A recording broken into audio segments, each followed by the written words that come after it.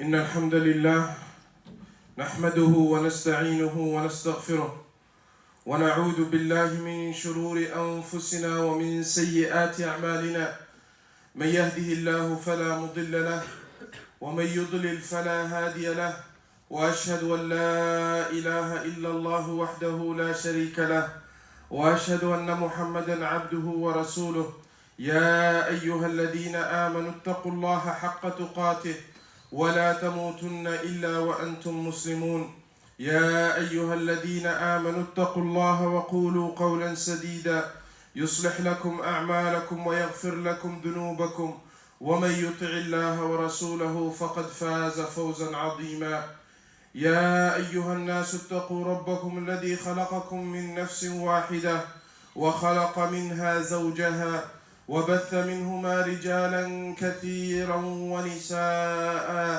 واتقوا الله الذي تساءلون به والأرحام إن الله كان عليكم رقيبا أما بعد فإن أحسن الحديث كتاب الله وخير الهدي هدي محمد صلى الله عليه وسلم وشر الأمور محدثاتها وكل محدثة بدعة وكل بدعة ضلالة وَكُلَّ ضَلَالَةٍ فِي النَّارِ.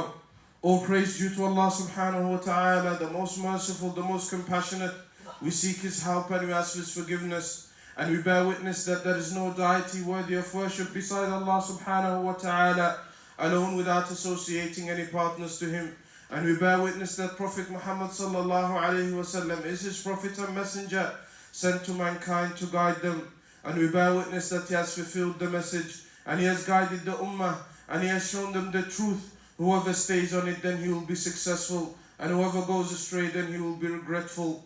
Furthermore, Allah subhanahu wa ta'ala says in the Quran, O who you believe, fear Allah subhanahu wa ta'ala, the best of fear, and do not die except as Muslims. And furthermore, the best speech is the speech of Allah subhanahu wa ta'ala, which is the Quran.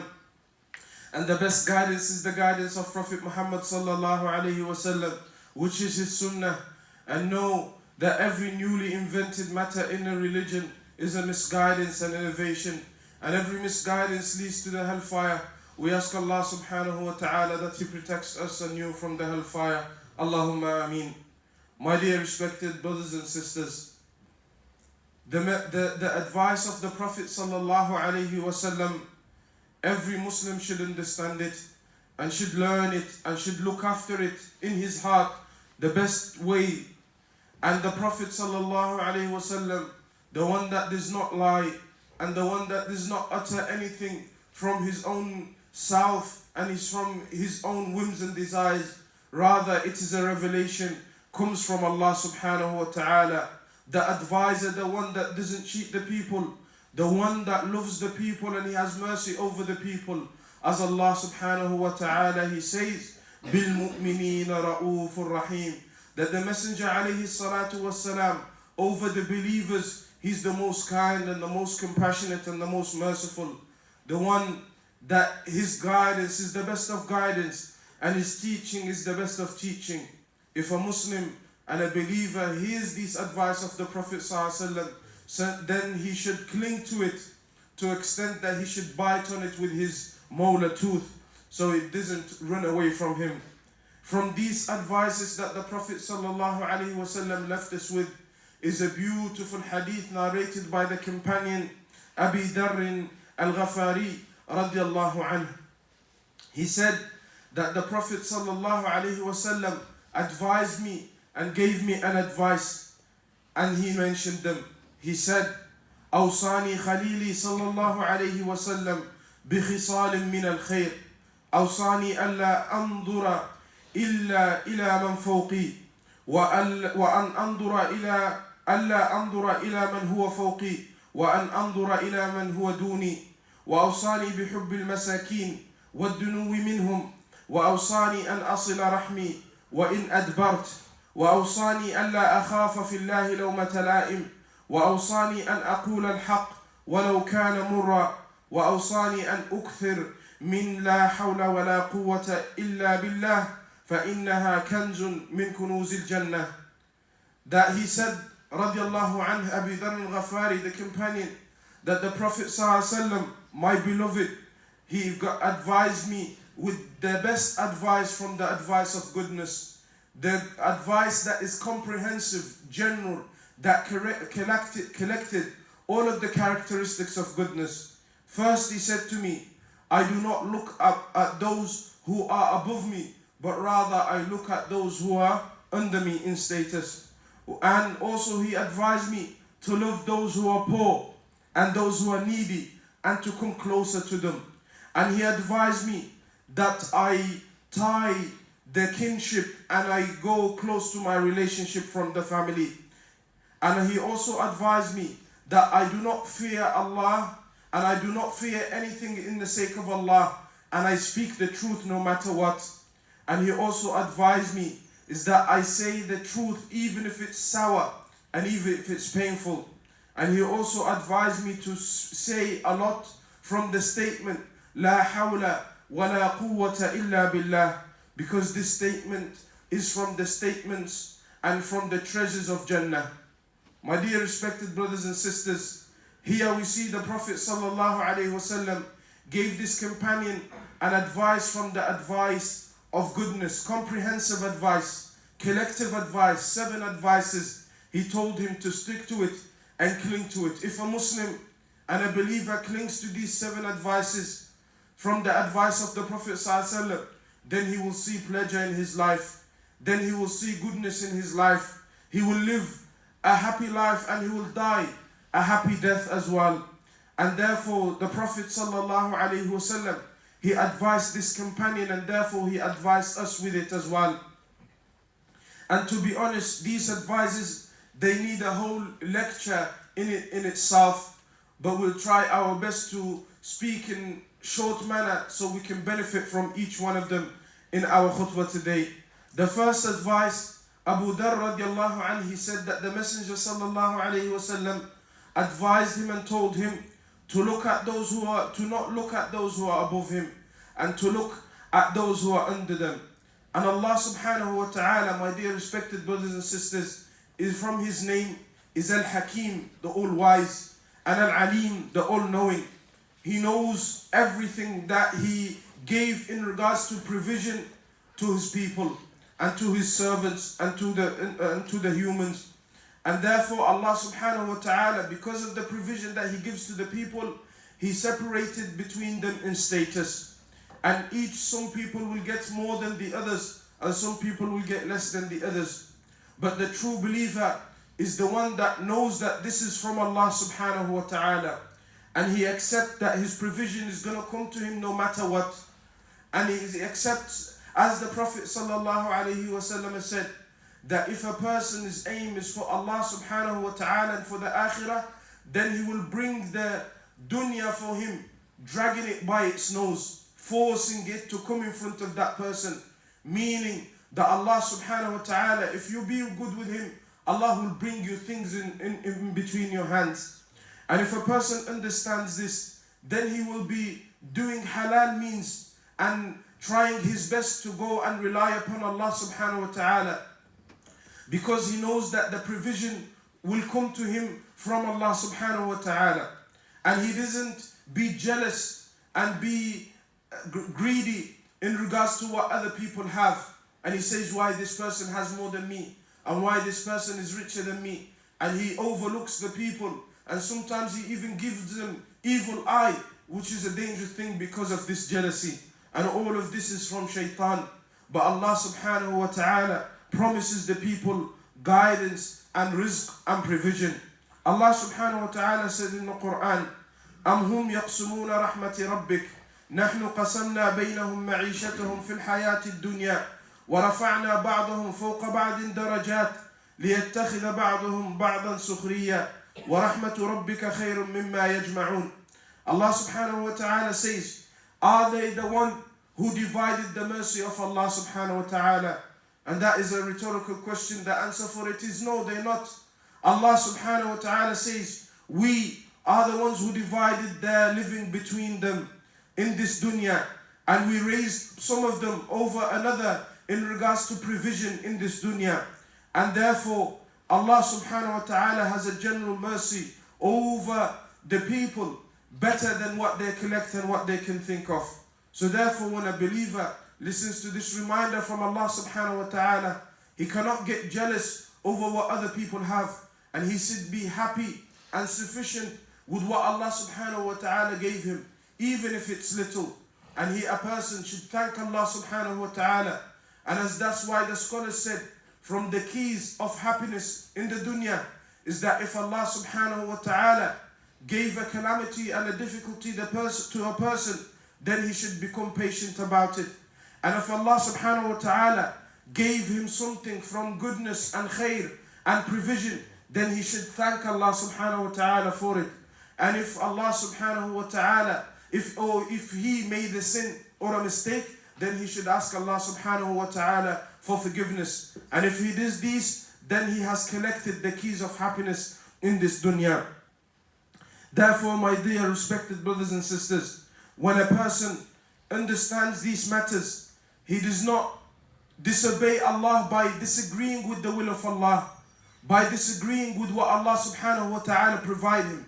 He thanks Allah subhanahu wa ta'ala for what Allah subhanahu wa ta'ala has given him. And then Allah subhanahu wa ta'ala will open ways for him that he will not know from.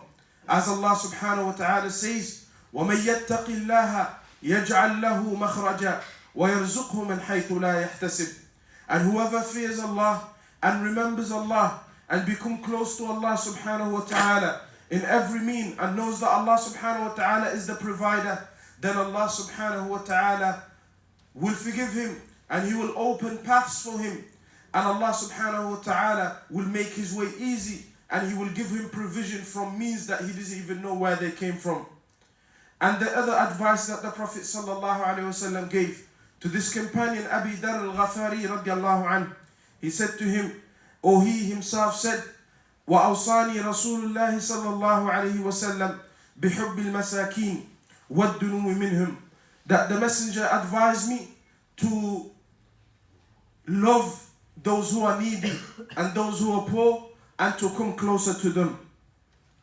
And therefore, my dear respected brothers and sisters, being poor or being needy is not something that is neglected or something that is bad as we see it with our eyes.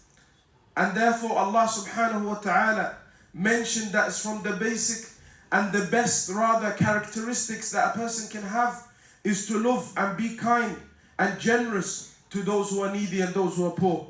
And if a person wants to come close to Allah subhanahu wa ta'ala, then let him come close to those who are poor and needy.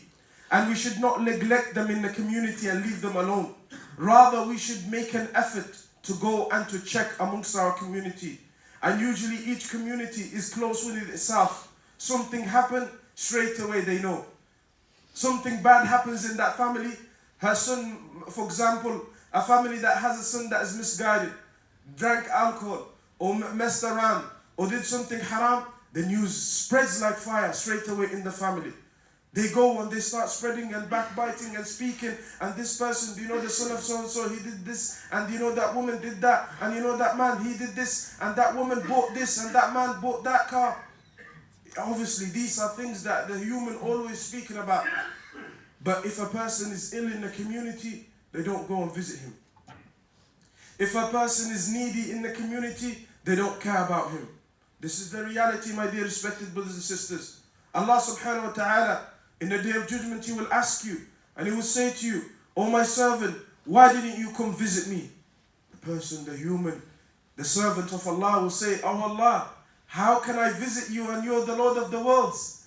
How can I visit you and you're Allah Rabbul Alameen, the King of all mankind? How can I visit you?" He said, "Didn't you know that if you visit this ill person, you'll find me there?" And Allah subhanahu wa ta'ala also said that one of the signs coming closer to Allah subhanahu wa ta'ala is by loving those who are needy and those who are in need and those who are orphaned if there is any. And therefore a person from our community should wake up and understand these matters. Look after those who are needy, check who they are, bring them to the masjid or bring the community together by saying, "Listen, we need to gather something for them. We need to help them out. They can barely pay their rent. They're going to get kicked out of their houses. They're going to have problems. The family's in depression.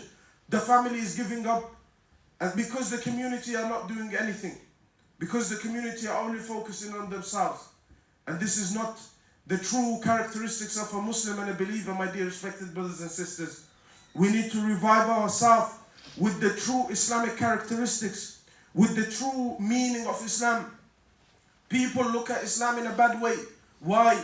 Because of the way we act, because of the way we implement Islam wrongly, because of the way we do. Non-Muslims and Muslims themselves, sometimes they give up or don't like Islam because of the way how we acting with each other, the way how we fighting with each other, the way that we're not looking and the communities are broken up. And therefore we need to come together. And the masjid is the first place to do that. You come together for reminders, you come together to check upon each other. You come together just to talk and to socialize. And this is the masjid of the Prophet ﷺ, how he used to be. They used to come and gather and check upon each other. They say who's ill and they go and visit him. And who needs help and who needs assistance, and they go and they visit him and they do something for him. We need to have this community because, my dear respected brothers and sisters, looking at the reality, we are in a country that we don't have nobody after Allah except each other. Sometimes a person here is only with his intermediate family. He doesn't have anybody else. And he stays maybe in Eid or in weeks and days and months without somebody visiting him.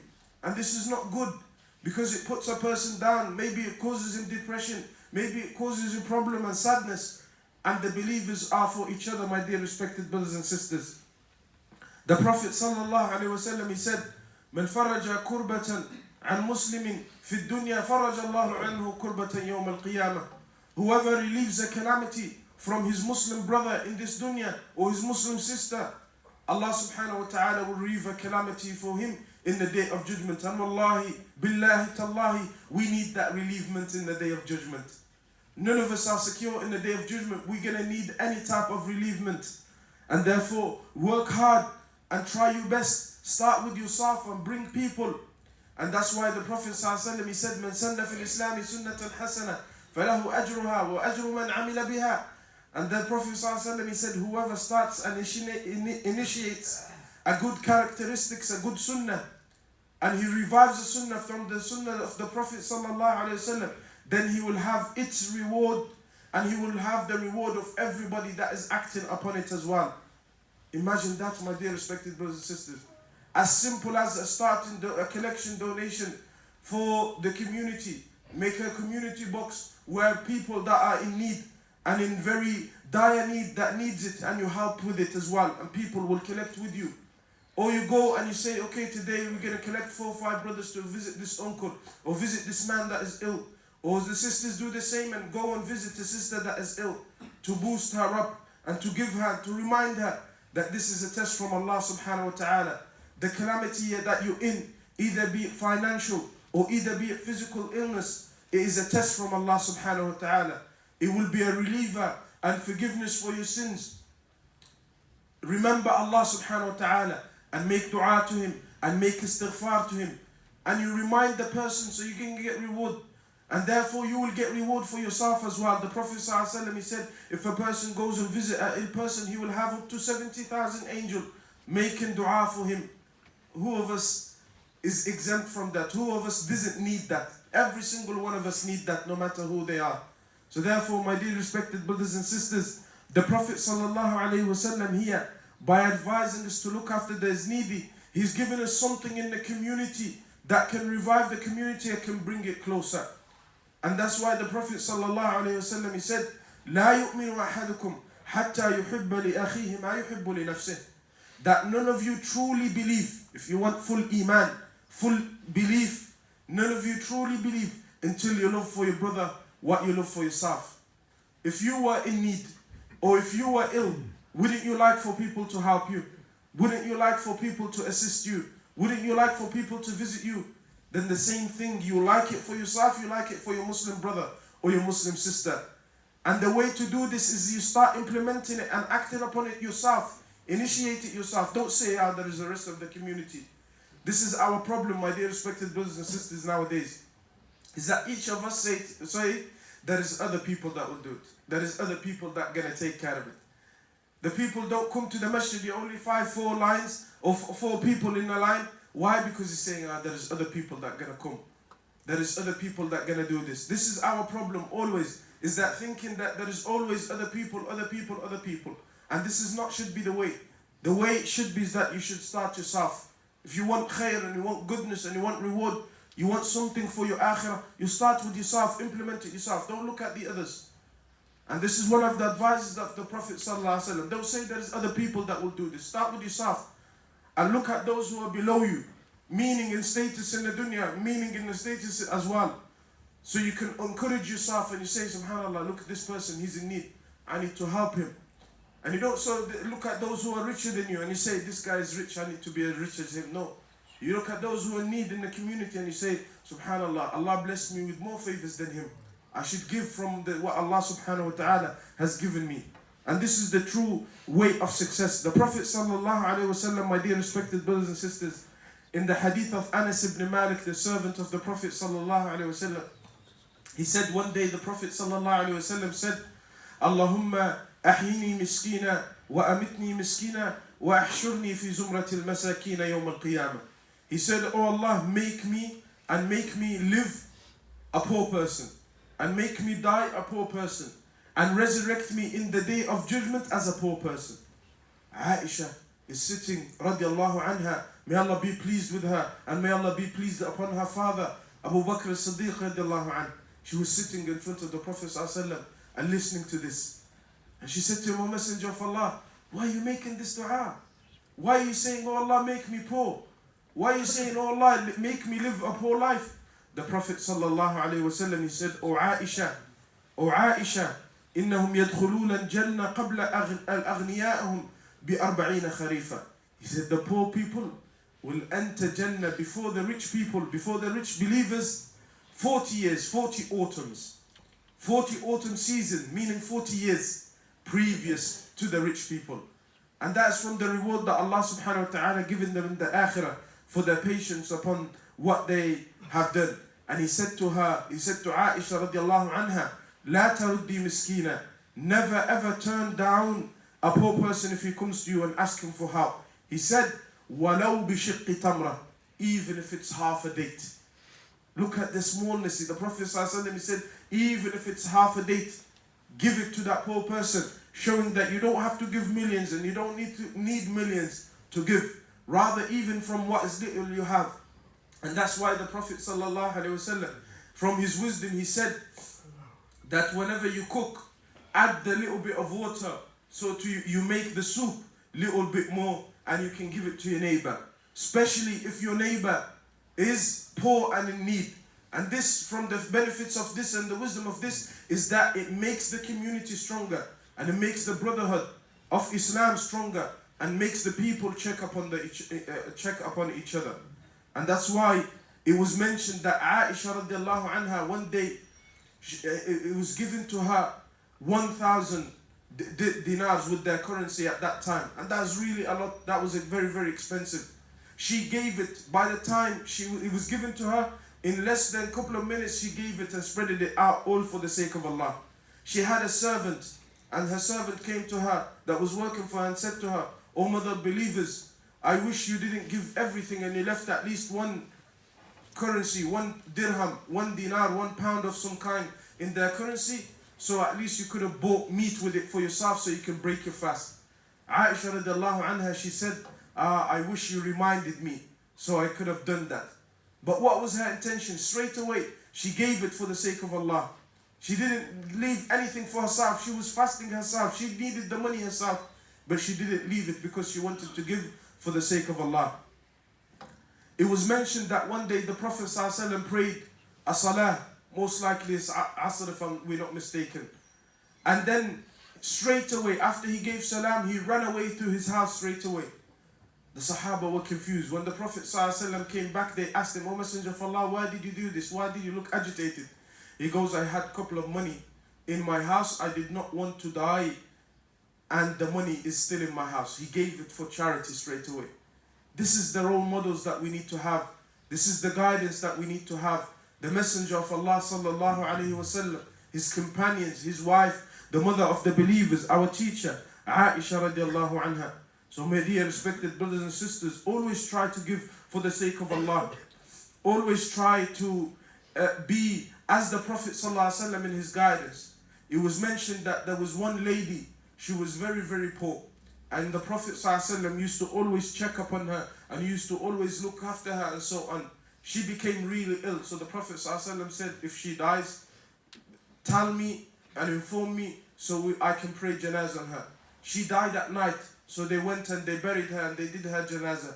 When the next day came, they told the Prophet ﷺ. The Prophet got really angry. The Prophet got really angry. He said to them, why didn't you tell me? Didn't I tell you to tell me and to inform me if she died? They said, oh Messenger of Allah, you were sleeping. We didn't want to disturb you and wake you up.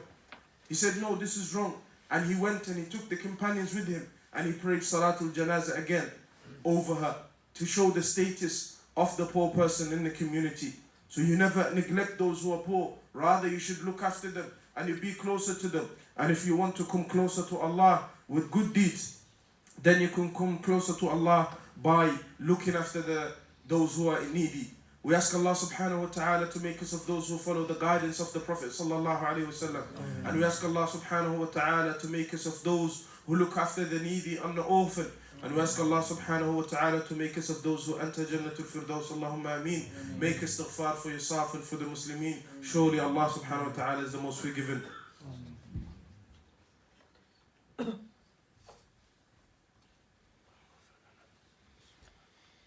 Alhamdulillah. الحمد لله الذي أرسل رسوله بالهدى ودين الحق ليظهره على الدين كله وكفى بالله شهيدا وأشهد أن لا إله إلا الله وحده لا شريك له إقرارا به وتوحيدا وأشهد أن محمدا عبده ورسوله صلى الله وسلم عليه وعلى آله وصحبه وسلم تسليما مزيدا. My dear respected brothers and sisters, the next advice of the Prophet صلى الله عليه وسلم, he said is that you tie the kinship and tie the relationship of the family. And that's why the Prophet ﷺ said in a beautiful hadith, whoever wants from Allah subhanahu wa ta'ala to prolong in his life upon goodness, and he wants his provision to be increased, فَلْيَصِلْ رَحِمَهُ, then let him tie the kinship and make his kinship strong, and he goes and visit the family and checks upon them. And now with the blessing of Allah, means of connecting with the family and communicating with the family is easy. You can message them, you can phone them, you can call them. There is no excuse for a person. And my dear respected brothers and sisters, from the problems that we have in our community is that when the problem happened between the family members is that they cut off each other. And this is not from the characteristics of Islam. This is not from the characteristics of Islam. Do you know that the Prophet ﷺ taught the companions that true tying of the kinship and the relationship is that if they cut you, you go and connect back with them. That's the true connection. Because that's what Abu Bakr radiallahu anhu mentioned. And that's what Umar ibn Khattab radiallahu anhu mentioned. That they said that true connection, and that's what the Prophet, they took this from the Prophet ﷺ, is that he said, and true connection is when they cut you off, you connect to them. Not because they connected with you, you connect with them. No. If they disconnect from you for any problem happening between you and them, you fight yourself and you throw away shaitan and his whispers. They're saying to you, no, he's making you arrogant. You say to you, no, they should come first. The problem happened between your family. He says to you, no, he's wrong. He should come first and apologize to you. Who does he think he is? And then the family breaks up. And then, subhanAllah, problems amongst the family. And this is not from the characteristic of Islam. Islam came to tie problems and to leave away problems and arrogancy. Even if you made the mistake, even if he made the mistake, no matter what, in any situation, you go and tie the connect back with the family. And you make ties of the kinship. And you go and you ask for forgiveness and you try. Even if they keep disagreeing with you, even if they keep cutting off from you, even if they keep telling you to go away and they don't want you, you go and you fight and you check upon them and you have kins with them and you tie the connection and you never give up, because this is from the best types of things that Allah subhanahu wa ta'ala mentioned in the Quran. He said, and he gave them high status as it came in Surah Al-Ra'd. والذين يصلون ما أمرهم الله به أن يوصل ويخشون ربهم ويخافون سوء الحساب. Those true believers, they are the ones who connect what Allah subhanahu wa ta'ala told them to connect, meaning from the family and the ties of the kinship. And they fear Allah subhanahu wa ta'ala, and they fear the severe accountancy of Allah subhanahu wa ta'ala. Meaning from this ayah that a person will be accounting for not trying his best to connect with his kinship. So I advise everybody, and myself firstly, to always, no matter what, to connect with the families, no matter how far they are, no matter if they started the problem, no matter even if they disagree with you, always make dua for them and connect with them, because this is what Allah subhanahu wa ta'ala has made for us as a natural instinct and a blessing for this ummah. And I ask Allah subhanahu wa ta'ala to make us of those who follow the guidance of Prophet Muhammad sallallahu alayhi wa sallam. From the main advices of the Prophet sallallahu alayhi wa sallam in this hadith is he said, always remember to say La ilaha illallah, because it is from the treasures of Jannah. Always say La ilaha illallah. And always say La hawla wa la quwwata illa billah. That there is no might, or there is no power, or there is nothing that I can do except with the assistance from Allah subhanahu wa ta'ala. Even your ibadah, it has to be from Allah subhanahu wa ta'ala. You're not doing it yourself. Your knowledge, your ibadah, your memorizing of the Quran, your good deeds, you're looking after your family. Everything is from Allah subhanahu wa ta'ala. And he said, therefore, he said to the companion, this is from the treasures of Jannah. He said to him, always say, La hawla wa la quwwata illa billah. A beautiful reminder, a beautiful dhikr for the believer and remember it. And in another beautiful hadith, the Prophet sallallahu alayhi wa sallam, he said, whoever says La ilaha illallah wallahu akbar wa la hawla wa la quwwata illa billah, his sins are forgiven for that day, even if they are as big as the ocean. We ask Allah subhanahu wa ta'ala to make us of those whose sins are forgiven. We ask Allah subhanahu wa ta'ala to have mercy upon us and to have mercy on the Muslimin. We ask Allah subhanahu wa ta'ala to aid the ummah of Prophet Muhammad sallallahu alayhi wa sallam to go back to the Quran and the Sunnah. We ask Allah subhanahu wa ta'ala to forgive the Muslim men and women, and to forgive the believing men and women, those who are alive and those who are dead. We ask Allah subhanahu wa ta'ala to cure our ill. We ask Allah subhanahu wa ta'ala to give them speedy recovery and shifa. We ask Allah subhanahu wa ta'ala to protect us from every fitna and every problem. We ask Allah subhanahu wa ta'ala to raise our children upon guidance and upon sunnah, upon Quran. And we ask Allah subhanahu wa ta'ala to make us die upon tawheed. Wa sallallahu wa sallam ala Sayyidina Muhammad wa ala alihi wa sahbihi wa sallam. Wa qumu ila salati yarhamukumullah.